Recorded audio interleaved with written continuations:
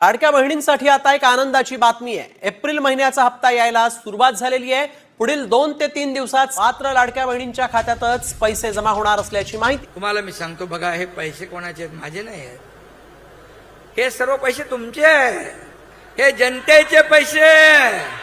इथं आमचा काही अधिकार नाही, आम्ही मालक नाही, आम्ही सेवक आहे। तुम्ही मालक आहे, तुम्ही ठरवता कोणाला उचलायचं आणि कोणाला पटकायचं ते।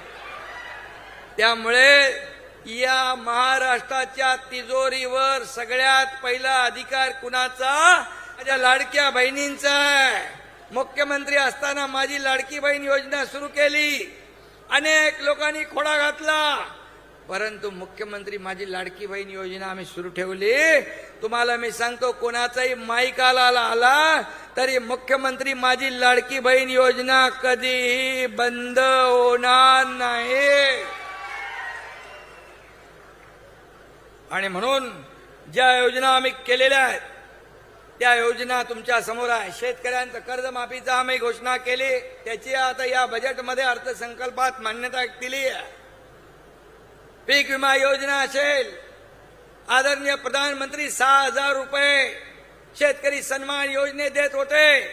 मी मुख्यमंत्री असताना पुन्हा नमो शेतकरी सन्मान योजना 6,000 रुपये दिले, आता 12,000 रुपये शेतकऱ्याला वर्षाला मिळत आहे। हे शेतकऱ्याच्या पाठीशी उभं राहणारं सरकार आहे, हे शेतकऱ्याचं सरकार आहे, कष्टकऱ्याचं, माझ्या लाडक्या बहिणींचं, भावांचं, ज्येष्ठांचं हे सरकार आहे। आणि म्हणून पैशावर अधिकार कुणीही सांगू नये। हे पैसे तुमचे आहेत, जनतेचे आहेत, याची जाणीव प्रत्येकाने ठेवली पाहिजे।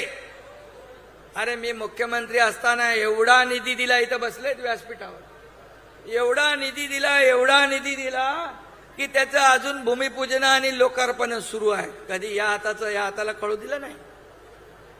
अरे मला काय मिळालं यापेक्षा महाराष्ट्रातल्या जनतेला काय मिळाले बघा। सोन्याचा चमचा घेऊन जन्माला आलो नसलो तरी सुद्धा या